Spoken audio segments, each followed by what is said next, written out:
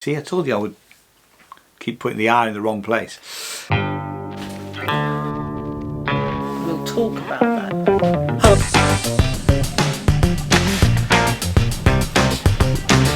It's dark down here. It's quite...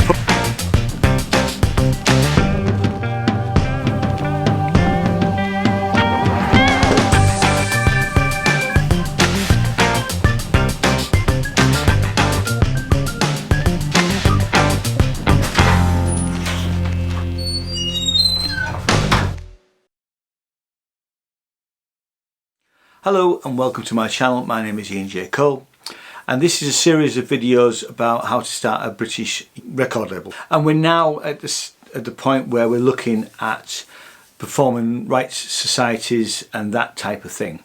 And the first thing we want to do in this series, and there's going to be probably 2 or 3 videos about this over the next month or so, and we're going to look at the ISRC codes. So ISRC stands for International Standard Recording Code. Now, you may ask, why do we need to bother with a thing like that? And the reason we need to be bothered by ISRC codes is that it is one of the ways that our artists can get paid. So, as a record label, if you haven't already, you need to register as an ISRC code registrant. And I did this back in 2010, and I think the process has changed now, but we'll get on to that. Let's first of all look at what an ISRC code is. It's a bit of a mouthful. I found it really...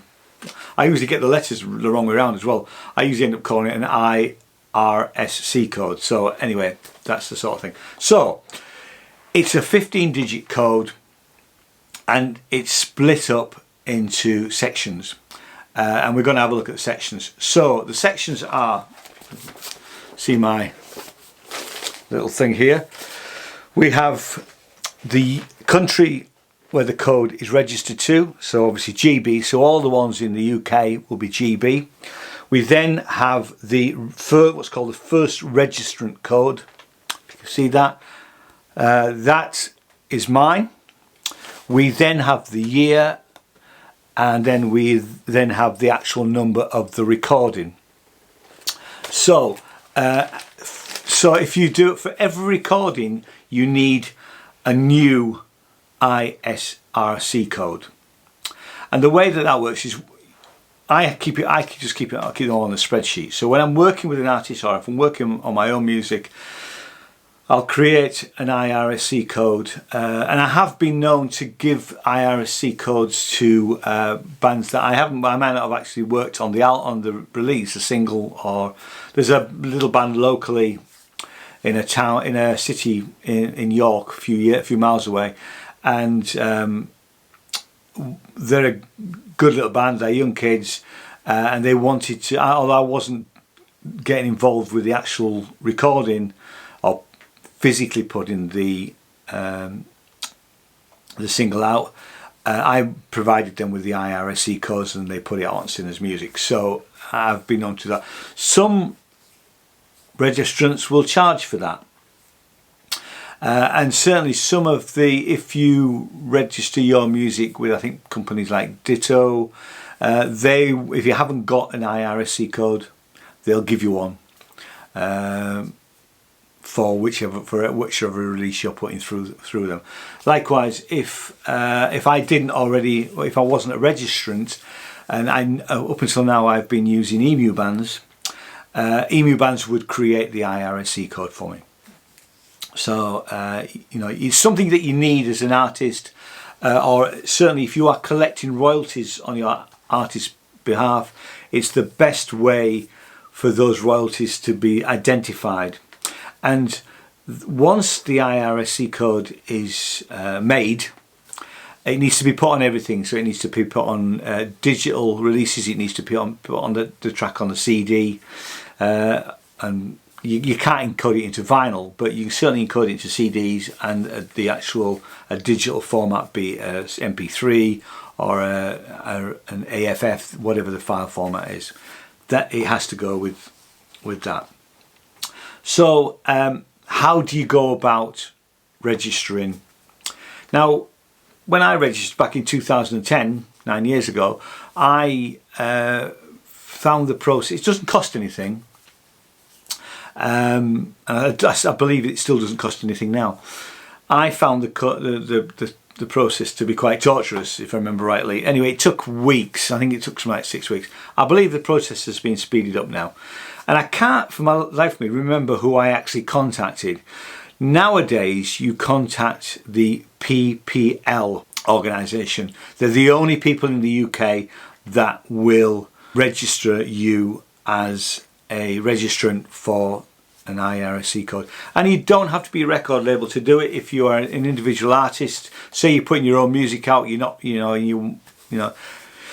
then you can register. If you're already signed to a label, so my artists don't need to do it because I will do it on their behalf.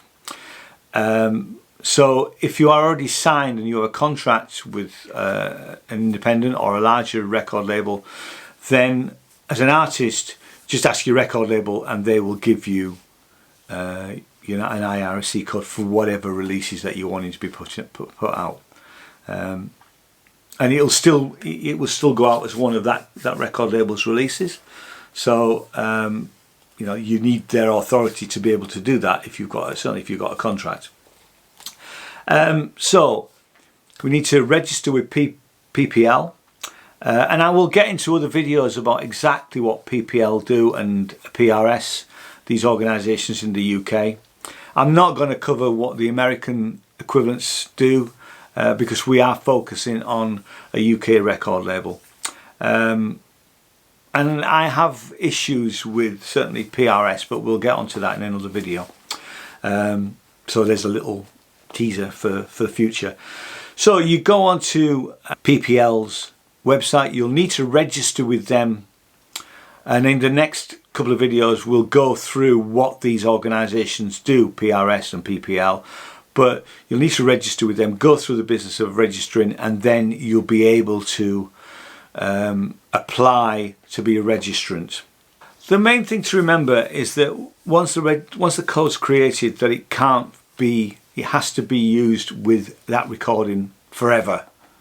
So it will always be identified with that. If you do a remix, it'll be a new ISRC code. If you do a new recording of an existing song, new ISRC code. I currently have the 3 recordings, or the 2 remixes and 2 new recordings of the same song, and they've all got separate ISRC codes. ISRC codes. See, I told you I would keep putting the R in the wrong place. And certainly when you go and if you're dealing with physical media like CDs, at mastering stage, it should be encoded into the actual master CD. If it isn't, there's something wrong really, and I would have that checked. I have seen CDs come back from mastering plants and it not be encoded, and in that case it needs to be sent back and it needs to be encoded. Yes, and what also happens is that when you're if you're going through the process of uploading some digital single or album, at that point you will be asked to include your ISRC code. And if you don't have one, as I say, the digital distributor or aggregator will provide that for you. They'll give you a little tick box and they'll create you one and tell you what it is. And then what you can do is, and we've done this for our artists in the past, although we would normally, now what we would tend to do is we tend to advise artists to register for PRS themselves, and we give them the codes and go through that process. But in the next video, we'll go through the process of looking at PPL, and in the video following that we'll look at the process of PRS. So that's what's going to happen in the next couple of weeks, next couple of videos, which will be these videos are once a fortnight now.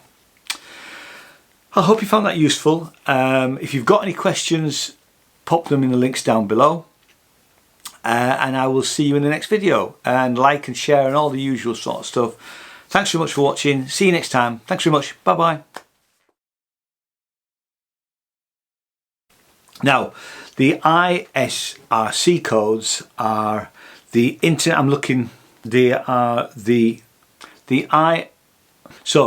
ISRC codes stand for International Standard Recording Code. International Standard Recording Code. So ISRC